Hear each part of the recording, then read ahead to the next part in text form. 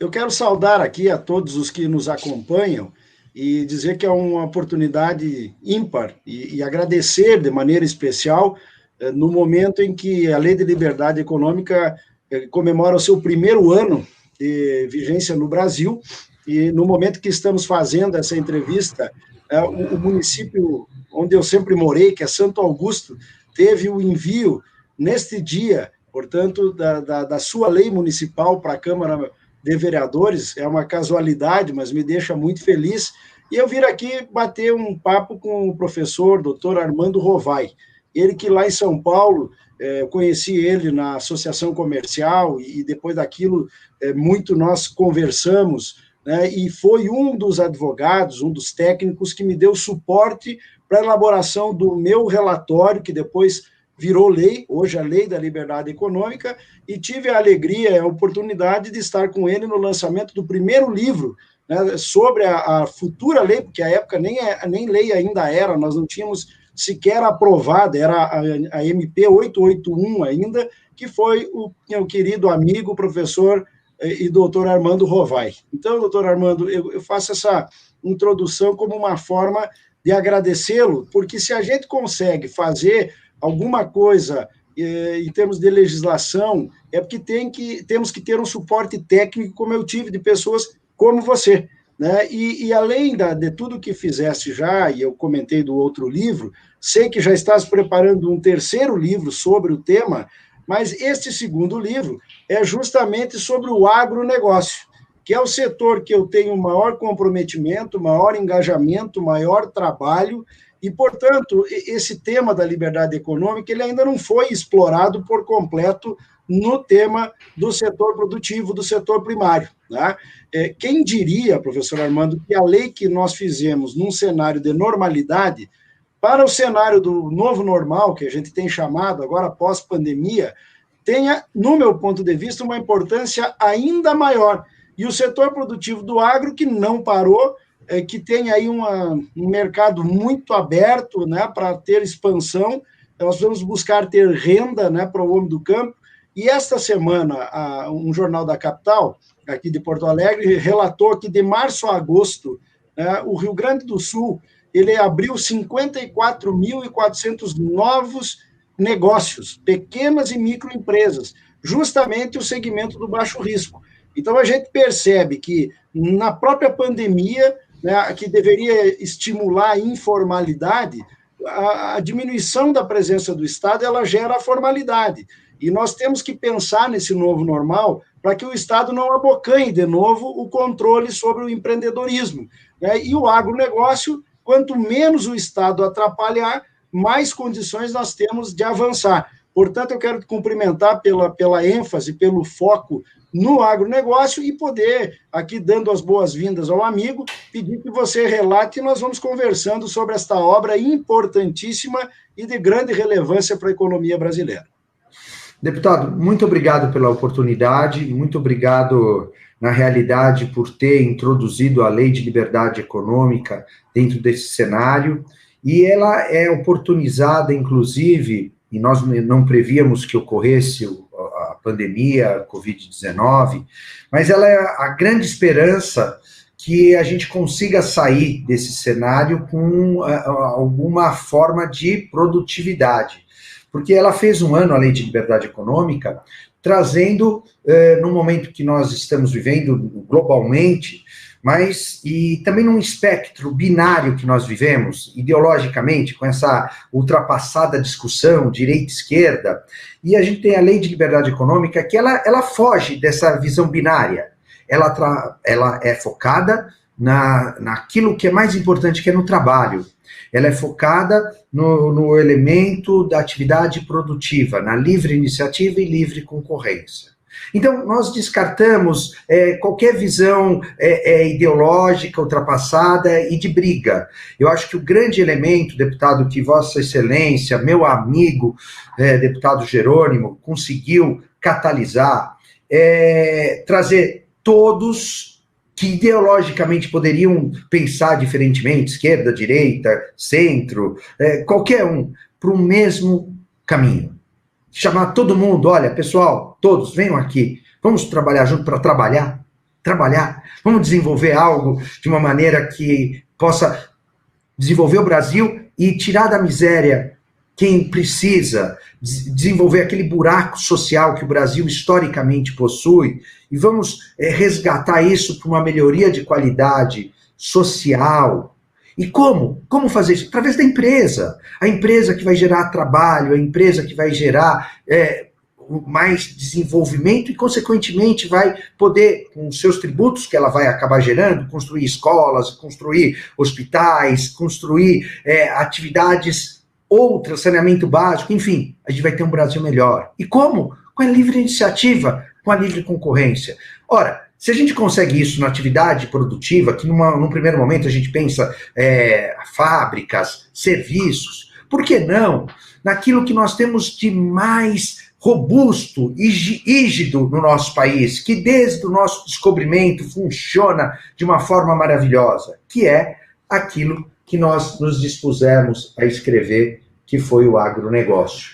Então, deputado, se me permite rapidamente contar um pouquinho desse livro. Eu dou aula em 2 instituições aqui em São Paulo, que é o Mackenzie, que é a faculdade, inclusive, que eu me formei, que eu tenho toda a minha vida atrelada desde 1989, e a PUC São Paulo, que são há mais de 20 anos as 2 instituições que eu tenho uma ligação acadêmica. No Mackenzie, eu dou aula de direito comercial, que é a livre iniciativa, a livre concorrência intrinsecamente ligado. E depois que eu conheci a lei de liberdade econômica, eu me apaixonei, eu me tornei um novo homem, eu posso dizer, né? E graças a muito do que a gente conversou, inclusive. Eu aprendi a lei de liberdade. Se me permite, professor Armando, inclusive a Mackenzie elaborou um documento que eu estou distribuindo a todos os candidatos que queiram assumir o compromisso com a liberdade econômica, assinar este termo. Lançamos agora na segunda-feira, portanto, a Mackenzie é fundamental, né, nessa estratégia de melhoria do ambiente de negócios. E o Mackenzie acho que é a única instituição do Brasil que possui um centro de liberdade econômica.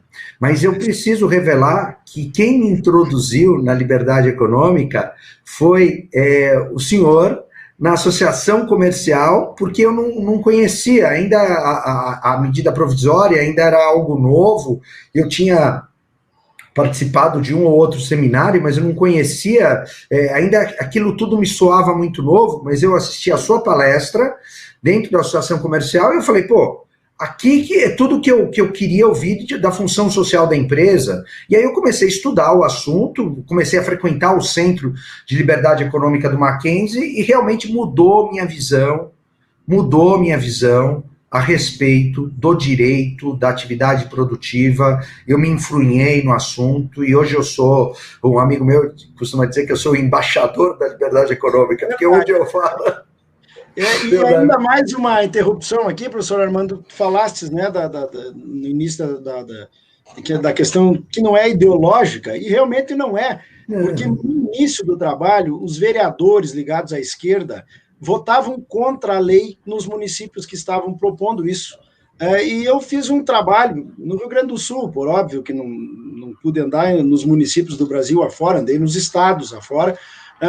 A gente começou a mostrar que liberdade econômica não é o conceito de liberalismo. Até é bem verdade que para ser liberal você tem que ter um bom ambiente de negócio para poder ser competitivo. Mas é apoiar o pequeno, o micro, o médio empresário, né?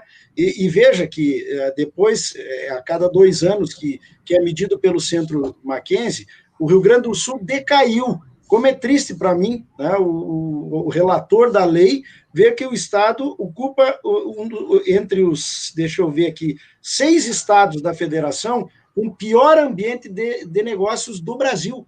Né? E agora, claro, temos a nossa lei nacional, a lei estadual, muitos municípios estão criando para a gente resgatar isso, porque agora nós só vamos saber se vai avançar ou não daqui mais um ano, em 2021, é que a gente vai saber, porque isso aqui mediu ainda antes de 2019.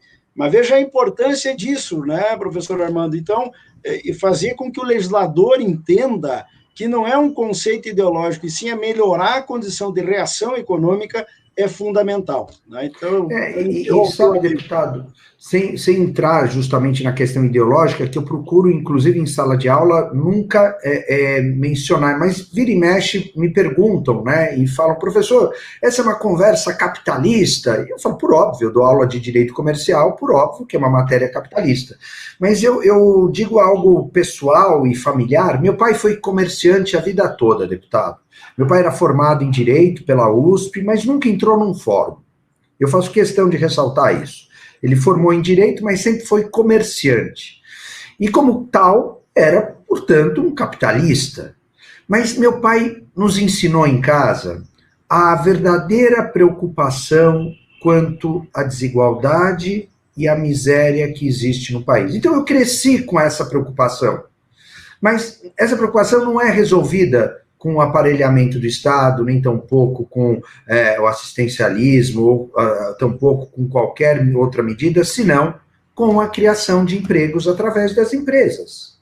Isso para mim é muito óbvio, porque é algo que foi assentado desde a minha infância, no meu subconsciente, depois na minha vida prática, e nos meus estudos.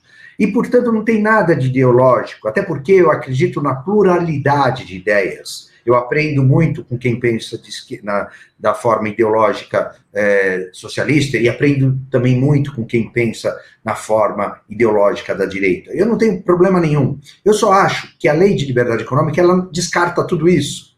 Ela pensa muito mais no trabalho. E não existe nada melhor, deputado, do que ter o sentido da vida atrelado ao trabalho.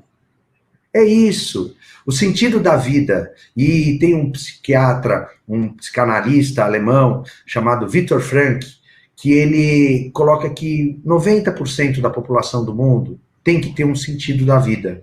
E você não pode depositar o sentido da vida numa pessoa, num amor, porque isso tudo pode se desfazer na realidade, no tempo e no espaço.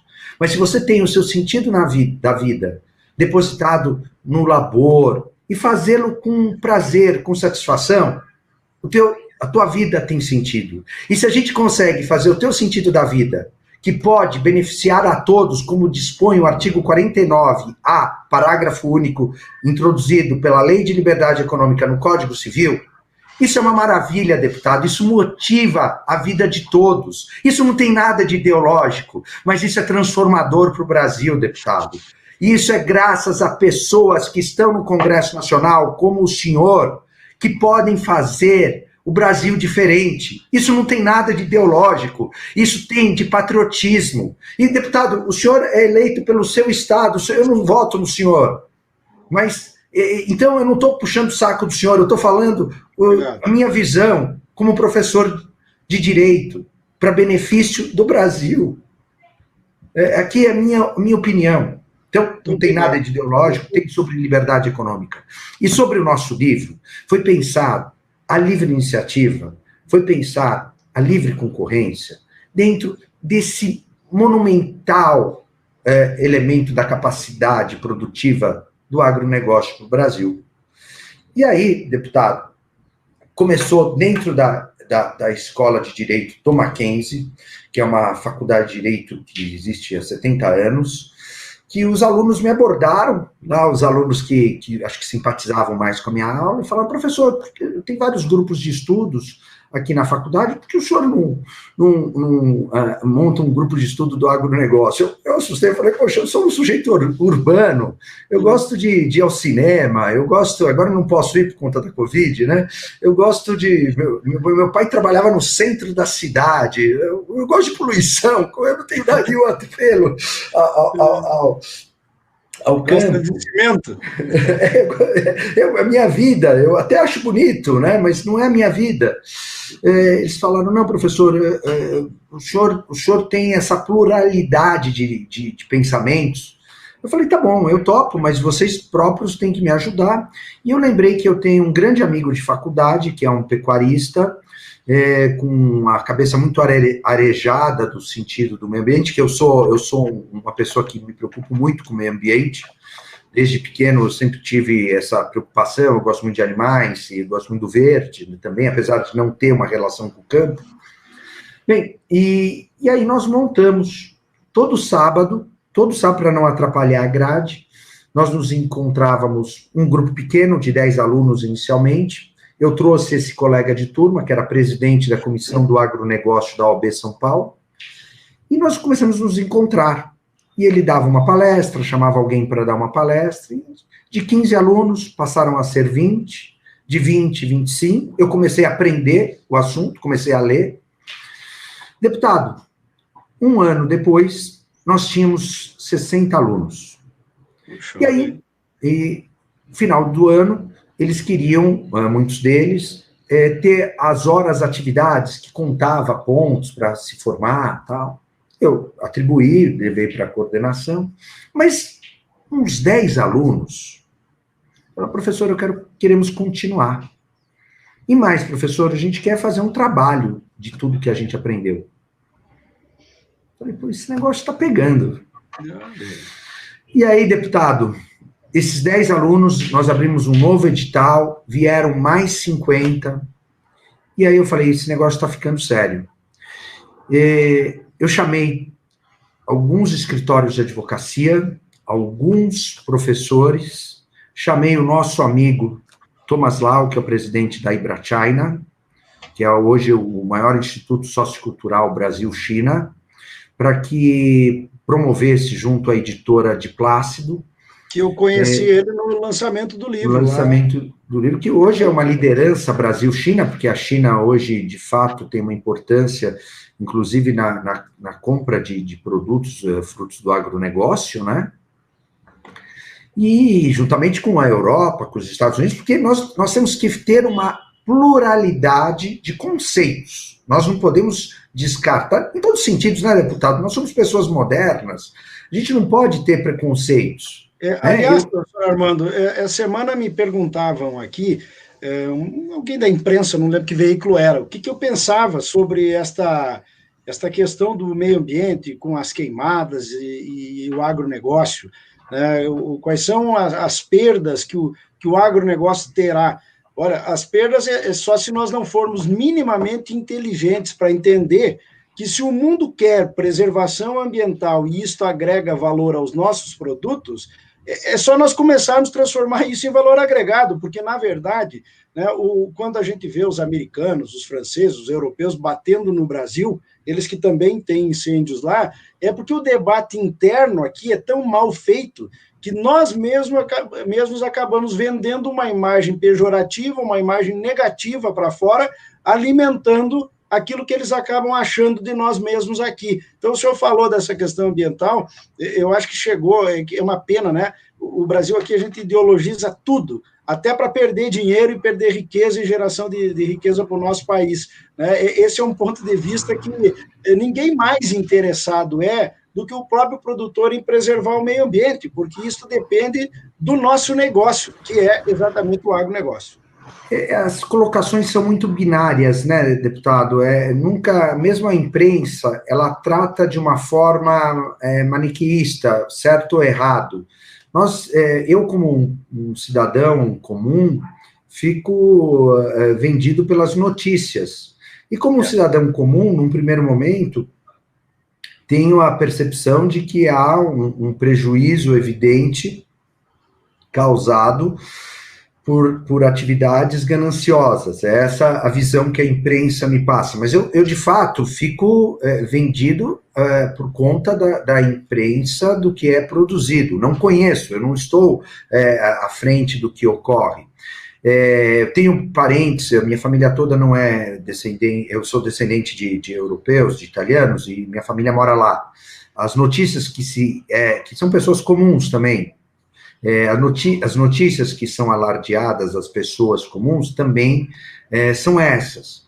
Eu não sei a realidade, o que acontece, mas talvez, ou é um problema de comunicação, ou, de fato, a política ambiental devesse ser melhor conduzida. Não sei, isso eu confesso ao senhor que eu não tenho capacidade de mensurar. Aqui o nosso... Achei importante fazer um ponto de vista só sobre essa questão ambiental. Né? O maior inimigo do Brasil em tudo é sempre o próprio Brasil. Né? É sempre o próprio Brasil. Nós vivemos um momento binário. Eu tenho um texto de um livro que eu escrevi chamado, que eu sou um dos autores, não escrevi, sou um dos autores, chamado Pensadores da Liberdade. E em determinado momento, eu e o meu companheiro de autoria desse artigo, chamado André Luiz Lopes dos Santos, que trabalhou quando eu fui secretário nacional do consumidor, ele foi o diretor do DPDC, que é o executivo, quem realmente trabalha na secretaria, né? E ele era um sujeito fantástico, muito inteligente e tal, e ele escreveu junto comigo esse artigo, e tem um determinado momento que nós falamos o seguinte: para todo assunto complexo, complicado, difícil, sempre tem uma resposta objetiva, fácil e errada. É isso aí, é bem isso aí. Mas... Então eu sobre o meio ambiente, eu fico muito receoso de dar uma opinião, porque não é minha área. Eu apenas me valho da imprensa, e a imprensa tem alardeado essa visão que me dá essa impressão de que não há uma condução das mais bem adequadas, mas eu não sei. No livro, nós só mencionamos a necessidade de zelo pelo meio ambiente, porque senão nós próprios não iremos subsistir, mas nós não entramos nesse mérito.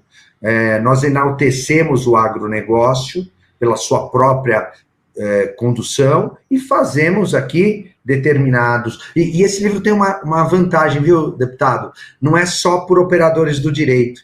Nós temos aqui engenheiros florestais que também escreveram, nós temos uma multifacetação, porque eu fiz questão de ser um livro que seja atemporal, que seja um livro que marque uma atividade, e mais importante, deputado, que é a nossa área. Ele é baseado na Declaração de Direitos de Liberdade Econômica, tá? Com base na atividade negocial. E aí o Centro de Liberdade Econômica teve a participação através do professor Alan Galo e do coordenador, o professor Vladimir, e quem apresentou o nosso livro, deputado, com uma introdução, uma apresentação maravilhosa, vale o livro, foi o ministro Antônio Cabreira, sim, que ele fez uma apresentação emocionante, vale o livro, viu? A apresentação dele vale o livro. Eu ainda não o conheço pessoalmente, através do Centro de Liberdade Econômica, que ele é o presidente. Ele leu um resumo do livro, leu alguns artigos, ele falou, pode mandar que eu apresento.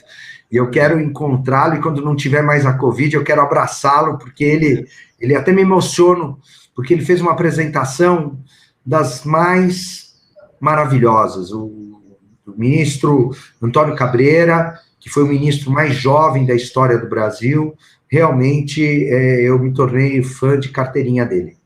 Que bom, é um grande amigo também e tem sido um grande parceiro no nosso trabalho em cima desse tema aí. E eu quero presenteá-lo com esse livro, deputado. Eu quero, além de mandá-lo, quero depois ter a oportunidade, quando essa história toda, se Deus quiser, acabar, poder entregar nas suas mãos. Tem elementos aqui que a gente trabalha de uma forma muito interessante, até para ser objetivo e ter esse ponto específico sobre o nosso ponto. Veja só, do Centro de Liberdade Econômica, o professor Vladimir Maciel, que é o coordenador do Centro de Liberdade Econômica, ele esteve conosco no dia 21, quando eu fiz uma live comemorando o primeiro ano da lei. Sim, eu vi no site do Mackenzie. Aliás, tem artigos maravilhosos, eu recomendo quem não conhece, entrar no site do Mackenzie, o site do Centro de Liberdade Econômica, vai encontrar artigos magníficos, e as webinars que eles têm feito, a live que o senhor participou, vários, são imperdíveis, viu? São imperdíveis. E aqui eles escreveram sobre Brasil, China e Hong Kong. O que podemos aprender sobre liberdade econômica. Olha aí. Muito bacana. Professor Armando, e se me permitir, eu tenho uma curiosidade que eu já quero ver se o livro já chegou a abordar, ou aí nós vamos ter mais episódios, digamos assim. No agronegócio, um dos problemas que a gente percebe é que, em razão da distorção e da injustiça tributária do Brasil, o produtor rural, em geral, é a maior empresa de muitos municípios. O valor da propriedade é enorme, né? Em municípios pequenos, com certeza, não tem nenhuma estrutura fabril que tenha o valor físico que uma propriedade rural tem. Mas o produtor acaba atuando com o CPF, o seu, o da esposa, o do neto, do filho, né? E isso vai fazendo com que a organização do negócio não se sustente, né? Acaba gerando um problema de endividamento para todo mundo. E nós criamos a sociedade unipessoal, né? Que é justamente a condição de dar... Eu olhei muito para o homem do campo quando criamos essa estrutura, para que ele possa ser uma empresa e ter dentro disso a segurança do seu negócio, né? Isso, se não está na obra, eu já deixo essa tarefa, para que nós consigamos avaliar a sociedade unipessoal. É claro que, para isso ter efeito, precisa revisar a questão tributária, obviamente precisa, mas como você enxerga esse novo modelo societário, né, que é de uma pessoa só, e não naquele faz de conta que o Brasil tinha, né, que você era o único dono, mas tinha que ter um sócio, nem que fosse para fazer de conta que tinha um sócio. E eu imagino que isto para o agronegócio possa ser um importante avanço se nós criarmos essa cultura. A pluralidade do quadro societário era uma das maiores falácias existentes no Brasil. Você tinha o homem de palha, que nós costumávamos chamar, e causava uma série de problemas. A minha maior atividade é litígios societários, e agora eu falo, olha, a gente resolveu o problema que o litígio societário na sociedade unipessoal vai ocorrer só se ele for esquizofrênico, que ele briga com ele próprio, né? Então você pega isso como exemplo. Esse caso, eu lhe digo algumas questões. O senhor tocou num ponto fundamental. Primeiro que a sociedade unipessoal, que é do artigo 1052, parágrafo 1º e parágrafo 2º, eu decorei, né? Eu decorei de tanto que eu sou apaixonado por esse tema. E a gente não combinou, viu? Eu não vejo deputado faz tempo. É verdade. Mas, é de fato algo primoroso. O senhor está tocando no agronegócio. O agronegócio é, sim, algo fundamental do ponto de vista da sociedade unipessoal.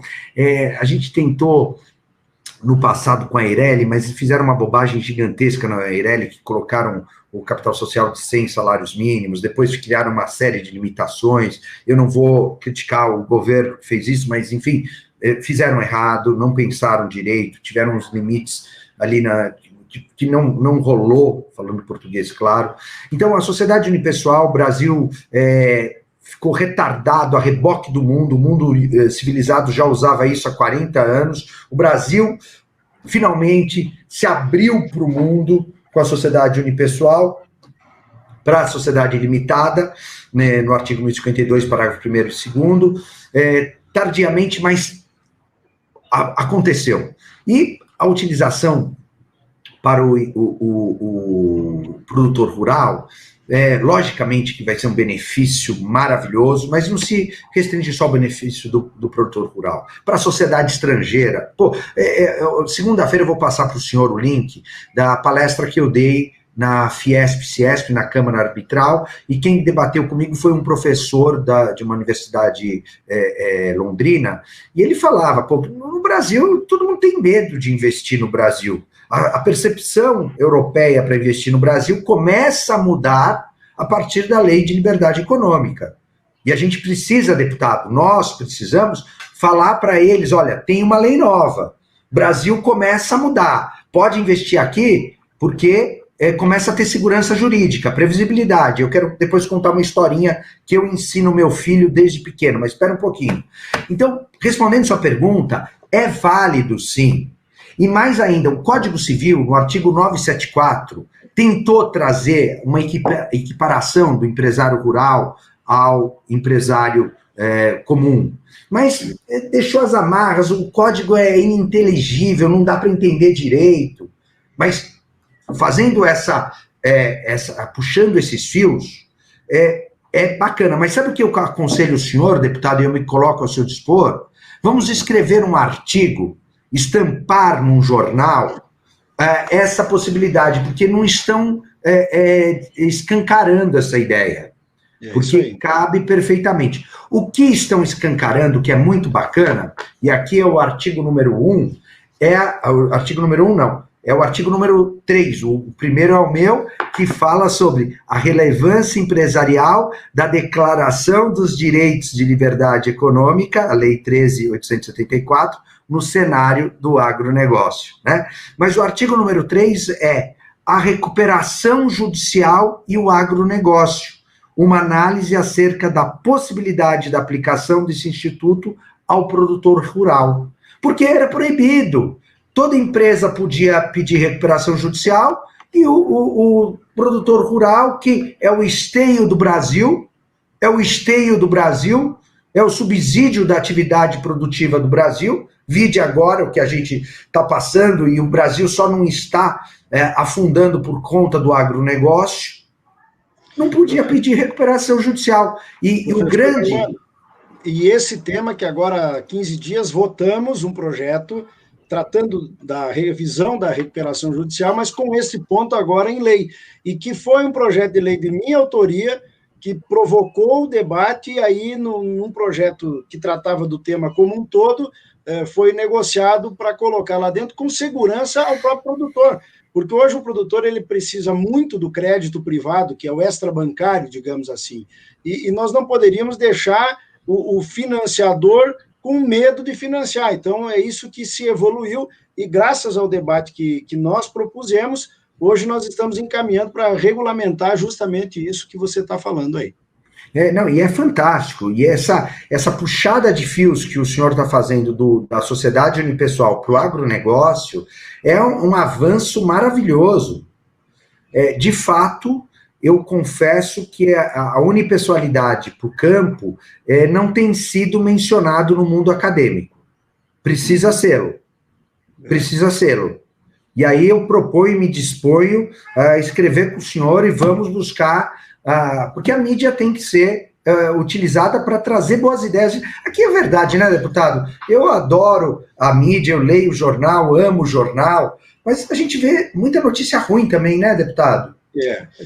Por outro lado, nessa abertura da rede social, a gente também encontra muita desinformação, né, professor Armando? Então, por isso que a gente tem, em momentos como esse que estamos fazendo aqui, criar oportunidade de conteúdo, né? Eu acho que esse é o ponto principal.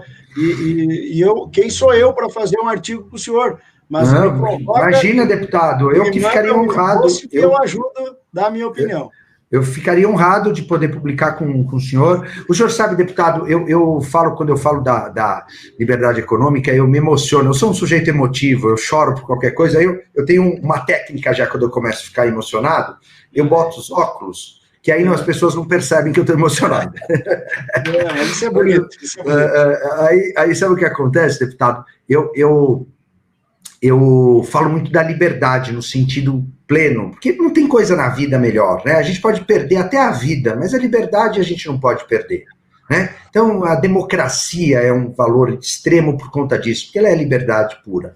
E a liberdade econômica vem no bojo da liberdade, né? E eu conto muito a história do Líbero Badaró. Líbero Badaró, que foi um liberal que lutou pela independência, né? E ele foi morto numa emboscada, e a história conta que quando ele morreu, meu pai me contava essa história, e é o nome da rua aqui em São Paulo, no centro da cidade, Líbero Badaró. Pela Líbero Badaró aqui em Porto Alegre. Casualmente está em obras, tive que fazer o desvio ali. Então deve ser uma homenagem à liberdade. Homenagem à liberdade. E ele era um liberal, né? E dizem que quando ele estava agonizando, ele teria dito: morre um liberal, mas não morre a liberdade. Olha que maravilha, né? E a liberdade se estende a tudo isso, né, deputado? Então a gente tem que pensar a liberdade de sentido pleno. A própria mídia tem que dar liberdade, nós temos que ter liberdade. E, lógico, com os limites éticos, morais, da idoneidade, da moralidade, da capacidade, mas a pluralidade de ideias, e eu acho que isso é fundamental. Então, voltando para o livro, realmente a gente tem aqui essa hipótese de tratarmos aqui da recuperação judicial, que é fruto dessa empresariedade para o homem do campo. Algo que o senhor tinha citado, que eu estou vendo aqui, do meio ambiente. Tem um artigo, sim, sobre o meio ambiente, que é um ponto específico, que me passou batido, mas eu preciso citar, que tem das questões das empresas estrangeiras, que é um caminho sem volta, né, deputado? O mundo é globalizado, então não tem como imaginar que as empresas estrangeiras não terão participação no mundo do agro também. Logicamente, a gente tem que ter toda uma regulação para isso, mas deixa eu falar sobre o meio ambiente, que eu acabei de passar os olhos, aí eu preciso botar o óculos, porque realmente... O senhor sabe que a lei... Agora não é por emoção, é por necessidade. É por necessidade. O senhor sabe, a dupla crise do empresário rural, também ligado à questão da recuperação judicial, trading, características básicas e aspectos legais, Código Florestal e o agronegócio, aí já tem sustentabilidade no agronegócio, agrotóxicos, aspectos jurídicos e possíveis impactos, aspectos jurídicos na logística, que é um problema sério.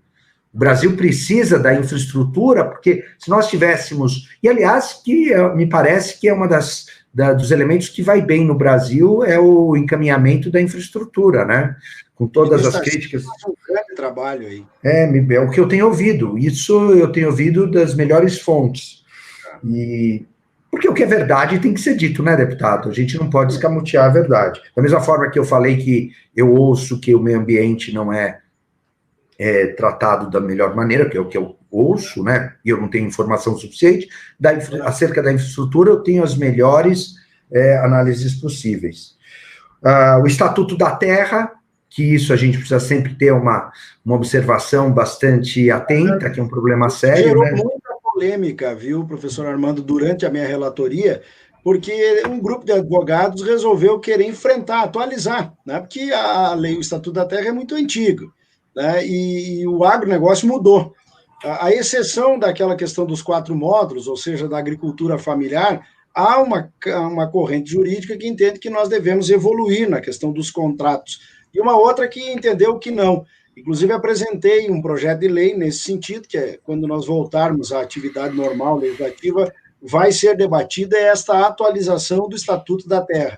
Tem muita coisa que virou contrato de gaveta, porque a lei diz o contrário, né, e acaba judicializando uma relação que acontece na prática entre o arrendatário, né, essa questão toda dos contratos em cima do Estatuto da Terra. Foi uma grande polêmica, estou curioso para ler esse capítulo do seu livro aí.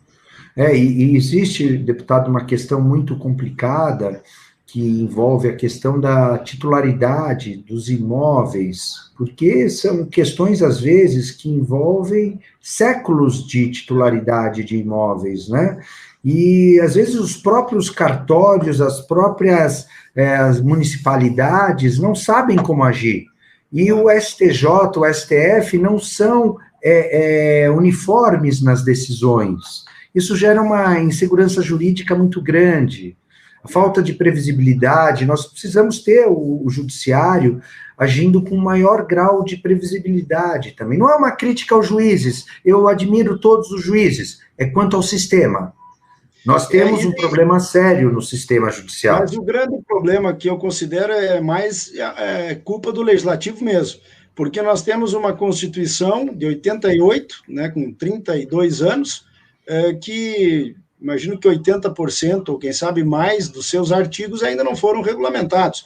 Então, o Congresso não faz sua parte e acaba deixando para o Judiciário legislar, e aí temos esses problemas de posicionamento que, em muitos casos, depende mesmo da cabeça do juiz, né? Casos semelhantes que, conforme o juiz que julga, a decisão é diferente, né? Mas eu deixo bastante culpa para o legislador mesmo, viu? Deputado, eu estava estudando, porque a lei também trata, a Lei de Liberdade Econômica, de algo maravilhoso, que é o impacto regulatório, e o André Luiz Santa Cruz, que é um sujeito maravilhoso, juntamente com Marcelo Guedes Nunes, presidente da ABJ, alguns anos atrás escreveram um texto sobre a quantidade de leis que existe no Brasil, e é um número absurdo, nós temos quase 5 milhões de leis em vigor. Deputado, em nenhum lugar do mundo, é um cenário completamente kafkaniano. Nós temos 100 milhões de processos no Brasil em andamento, com 5 milhões de leis. Então, aí, nesse ponto, professor Armando, eu também ouvi, né, foi até foi de um deputado estadual aqui, numa palestra que nós estávamos, o deputado Giuseppe, ele comentou, né, que quanto mais leis um estado tem, mais desorganizada a sociedade é. Né? E é verdade. E tem um episódio, eu cheguei num município aqui do estado, casualmente no dia anterior o prefeito tinha sancionado a lei. Eu não sabia. Eu dei o exemplo da lei do canudinho, né? Se precisa uma lei proibindo o uso de canudinho de plástico nos restaurantes, ou a venda do canudinho. É só a pessoa saber que o canudinho não nasceu para ser jogado na sarjeta. Né? Aí tem que fazer uma lei para proibir, virou uma gargalhada lá no auditório da Associação Comercial, porque casualmente o prefeito tinha sancionado a lei no dia anterior. Mas este é um exemplo de que a desorganização da sociedade, ou a falta de saber o que é direito e o que é dever de cada um na democracia que o senhor falou, acaba necessitando regrar tudo isso e causa um ambiente de atrapalho para o ambiente de negócios, com toda certeza. A Mackenzie me deu os dados, ainda do ano passado, que 68% dos projetos de lei que tramitam no Congresso Nacional são, de alguma forma, um ataque ao ambiente de negócios. Né? E das leis que são aprovadas, 58%. Então, veja bem a situação que nós temos, né, onde o legislador acaba impedindo e atrapalhando também a melhoria da economia do Brasil.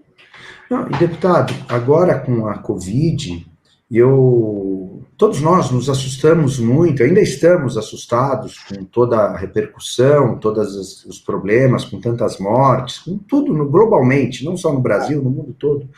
E houve um impacto, principalmente imediato, das repercussões legislativas, né? E eu me recordo, sem citar nomes, do Senado, um dos grandes juristas que nós temos no nosso parlamento, tentando aprovar uma determinada lei que buscava a suspensão da decadência da prescrição. Deputado, imagina se passa um negócio desse, a loucura e a confusão que daria para o sistema já inseguro e imprevisível brasileiro. Quer dizer, a gente vê que uma das cabeças importantes que a gente tem, não segmentada regionalmente, mas do Brasil. Então, quer dizer, e a gente pensa, poxa, o que faz isso? O que leva um cidadão tão inteligente, tão preparado a tomar uma medida dessa? Quer dizer, não falta, então, talvez, será que são motivos pessoais? Será que são falta de amparo, pensando justamente no quê? No desenvolvimento da atividade produtiva. Se o senhor me permite, já falando um pouquinho Só para eu não me perder, sobre o meio ambiente que eu falei para o senhor, só para eu não me perder, tem um artigo específico, o meio ambiente e a atividade agrícola no Brasil. E eu me lembro que das várias palestras que foram analisadas, citavam a importância da preservação do meio ambiente dentro daquelas determinadas regras e com as possibilidades de troca de determinadas localidades, de remanejamento, que eram possíveis, desde que sempre mantendo as áreas de preservação, mas que poderiam ser, inclusive, trocadas. E sempre com o bom senso das autoridades fiscalizadoras que estivessem ali presentes, e tudo dentro de uma razoabilidade. E para isso, né, deputado, a gente precisa que o pêndulo esteja no centro, sem radicalismos sem nenhuma das partes atuando de maneira binária, né? Nem de um lado, nem de um outro, né? Não é eliminando a fiscalização, nem com fiscalizações indevidas também. Sempre buscando o modo correto e honesto dos dois lados, né? Então, eu acho que o livro ele tem essa grande vantagem, ela busca o bom senso dentro da legalidade. E nós queríamos, sinceramente, fazer um lançamento, um grande lançamento, para que a gente pudesse divulgar. Não temos interesses econômicos, todos os autores abdicaram, renunciaram de qualquer interesse econômico. Eu que sou organizador, autor de 2 artigos, todos são artigos esparsos, né? Todos abdicaram de qualquer interesse econômico. É um livro realmente para buscar pulverizar conhecimento. Ele é fruto, portanto, desse grupo de estudos que nasceu no Mackenzie, que divulga o agronegócio com ênfase na liberdade econômica. Professor Armando, e quem tiver interesse, né, em adquirir o livro, como é que pode fazer? Tem um site próprio da Deplácido, que é o site que eu não tenho, eu tenho aqui no meu minutinho só, que eu já digo para o senhor. Eu deveria ter passado para o doutor Apolo, até para fazer essa observação. Mas... Isso é importante porque vai ser bem interessante, né, para os advogados da área, né, para os próprios produtores, os empresários, adquirir esse material. Sim, e olha, www.editora.de-plácido, tudo junto, demudo.com.br. De Plácido. Eu vou escrever aqui no chat, será que funciona? Isso aqui já funciona assim. Depois, quando a gente vai divulgar, nós já passamos juntos. Se eu passar para o seu WhatsApp, será que funciona, deputado? Funciona, pode ser sim. Deixa eu ver que assim não corro o risco de errar. Mas eu posso lhe afirmar aqui, professor Armando, que é um orgulho muito grande, né, eu como relator desse projeto, ver a amplitude que ele tem, as áreas que o senhor mesmo está provocando o debate, né, e eu acho que mesmo que não tenhamos o lançamento físico, né, a gente pode fazer aí, eu estou à sua disposição, um lançamento virtual com todos os que escreveram a obra, os autores, né, cada um falando um pouco da área que elencou, e fazer isso de uma maneira bem ampla para que possa ficar também para a história, né, e para a realidade do agronegócio brasileiro. Nós estamos chegando aqui a um bom patamar de conversa, um bom tempo de conversa, né, professor Armando? E a gente fica muito feliz de poder tê-lo como companheiro desta jornada e um grande incentivador. E a sua obra estimular o ambiente de negócios do nosso país, que tanto precisa de liberdade econômica para recuperar tudo que, lamentavelmente, estamos tendo que perder, né? Aquilo que perdíamos antes pelo peso do Estado, e agora pela necessidade do Estado. Temos que fazer esse país voltar a andar, e liberdade econômica é fundamental para que isso ocorra. Deputado, eu me coloco totalmente à disposição, inclusive para divulgação do livro, divulgação de todas as questões relativas à liberdade econômica, inclusive se o senhor achar que devemos, eu como professor da PUC, do Mackenzie em especial, fazermos aí uma divulgação nacional para falar da liberdade econômica no agro, e a questão que é o próximo livro que eu quero defender, a utilização... Deputado, eu só preciso colocar na tomada que vai acabar minha bateria. Um minutinho só, por gentileza, me perdoa.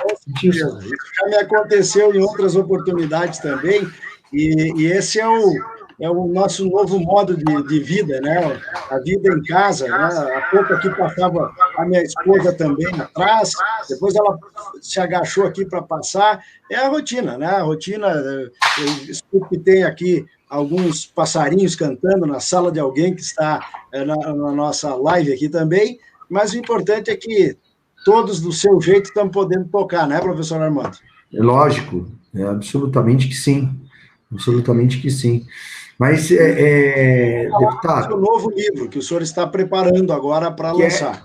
Que é o livro sobre a liberdade econômica e a arbitragem, a aplicação dos princípios da liberdade econômica na arbitragem. Combina muito, do meu ponto de vista, a liberdade econômica e a arbitragem. Tem muito a ver, porque é justamente diminuir a necessidade do empresário ou do empreendedor com relação ao Estado, né? A arbitragem é uma forma de você evitar um processo judicial, um debate jurídico. Exato. Desta forma, né? E deputado, rapidamente, a gente tem mais 5 minutinhos? Temos sim.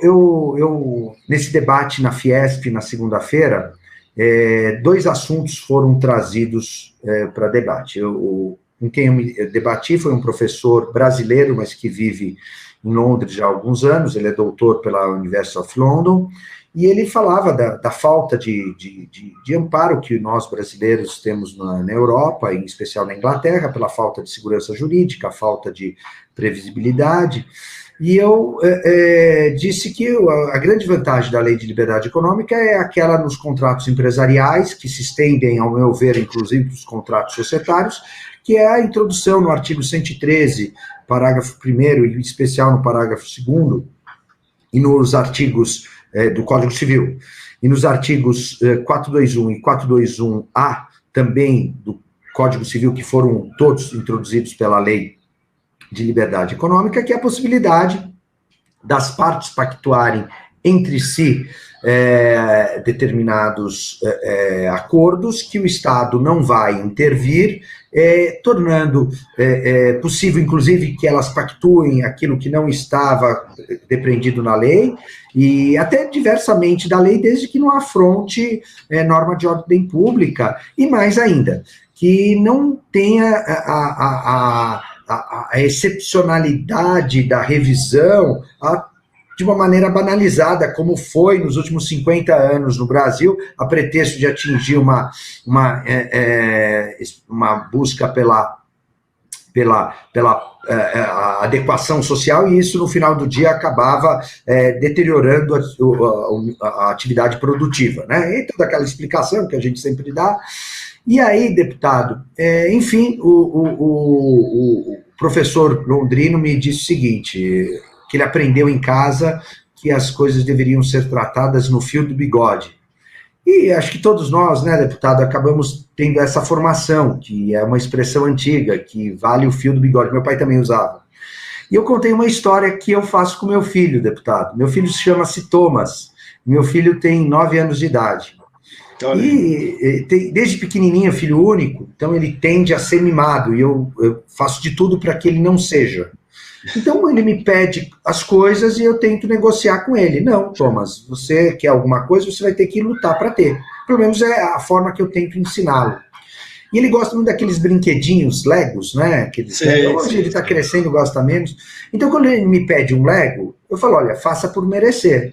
Então você vai ter que ler algum livro, ou você vai ter que arrumar seu quarto. E quando ele negocia comigo isso, eu sempre pego na mão dele e faço com que, na negociação, ele aperte minha mão, me olhe nos olhos, e no estabelecimento dessa negociação, minha mulher acha que eu sou louco, e ele me olhe nos olhos e fale, contrato, Thomas, isso é um contrato. E ele olha para mim, ele também não deve entender direito, hoje ele já entende, e ele fala, contrato, papai. Porque para mim, contrato é para ser respeitado. E é aquele velho brocardo latino, pacta sunt servanda. Só que no Brasil, o pacta sunt servanda foi banalizado, isso é coisa que não interessa. Só que no mundo inteiro, contrato tem que ser respeitado. A Lei de Liberdade Econômica vem reforçar o que no mundo inteiro é levado a sério. Lembra daquela história do fio do bigode? Que os nossos pais utilizavam esse termo para fazer valer aquilo que é combinado? A Lei de Liberdade Econômica faz valer, porque o Brasil tinha se tornado tão bagunçado que nem o que estava escrito valia mais. A verdade é essa. A lei de liberdade econômica chama todo mundo, pessoal, rapaziada, você escreveu, tem que valer. Não adianta falar para o seu juiz para mudar, porque mudou, está chovendo e quando você fez o contrato estava seco. Ou vice-versa. Contrato é para ser respeitado. Agora, pode ter uma excepcionalidade, mas tem que ser muito, muito caracterizada. É isso, deputado. O Brasil pode vir a dar certo se houver seriedade nos negócios. E a lei de liberdade econômica, com a livre iniciativa e a livre concorrência, aí pergunta para mim, mas o que tem a ver a livre concorrência? Gente, quando você tem livre concorrência, o produto melhora a qualidade e o preço diminui. Quem vai ser beneficiado? O consumidor, que no final do dia somos todos nós. Eu consumo desde a pasta de dente até quando eu tenho condições de trocar meu carro. Todo mundo é consumidor, todo mundo é cidadão. O benefício é de todos nós. É isso aí. E isso aplicado em contrato que vai ser disputado, que vai ter um litígio, que vai ter uma briga lá do micro, pequeno empreendedor ou da big empresa, que vai disputar milhões, bilhões, e aí pode ser no judiciário, que tem 100 milhões de processos, que infelizmente não vai andar, que não tem uma uniformidade decisória, ou vai tratar num meio alternativo de conflito, solução de conflito, muito mais rápido e de uma maneira decisória objetiva na arbitragem. Então, você já tem o que aplicar. É isso, deputado. Desculpa se eu me alonguei. Não, mas é importantíssimo. Olha, eu quero te cumprimentar, Armando, pela profundidade que eu não conheço. Eu sei que tem vários livros já sobre o tema, mas a profundidade e os detalhes que você está buscando compor me deixa muito feliz, né? E eu, como disse, né, casualmente no dia que estamos aqui debatendo, o meu município encaminhou a Lei da Liberdade, e é isso que eu espero agora, os candidatos em qualquer município do Brasil. Nós precisamos atualizar as leis municipais para que a lei federal atenda a demanda dos empreendedores de cada município. E o senhor é fundamental para continuar nos ajudando. Eu te agradeço, te cumprimento e reconheço aqui de público o quanto o senhor foi importante para o meu relatório e quanto mais importante está sendo para poder agora interpretar e aplicarmos essa lei tão importante para o Brasil. Prazer muito grande e sempre uma alegria poder conversar com você. Assim que tudo isso passar, eu irei a São Paulo e vamos nos abraçar também, né, como esperamos, o mais rápido possível. Deputado, eu que só tenho a agradecer, eu aprendi a existência da liberdade econômica com o senhor, e como cidadão brasileiro, eu só posso agradecer que existam pessoas no Congresso como o senhor, de verdade. E eu não sou, infelizmente, seu eleitor, porque eu moro em São Paulo. O senhor é deputado pelo Rio Grande do Sul, sorte do Rio Grande do Sul que tem pessoas como o senhor. E, de verdade, eu sou emotivo, eu começo a me emocionar. Obrigado por o senhor me chamar para essa entrevista, e que a gente tenha a oportunidade de realmente fazer o Brasil se tornar um país que tenha uma qualidade melhor de vida, que a igualdade social ocorra e vai ocorrer a partir do momento que a gente conseguir que a atividade produtiva se desenvolva. E sem ideologia. Vamos deixar de briga. Vamos trazer todo mundo para o trabalho. O sentido da vida. O sentido da vida está no trabalho. E coisa boa, é o maior projeto social de qualquer governo, gerar emprego, exatamente, né? Exatamente. Um grande abraço a você e a todos que nos acompanharam nesse grande bate-papo aqui com uma figura especialíssima para mim, que é o professor e doutor Armando Rovai. Um abraço. Obrigado, a todos vocês. Tchau, tchau. Obrigado.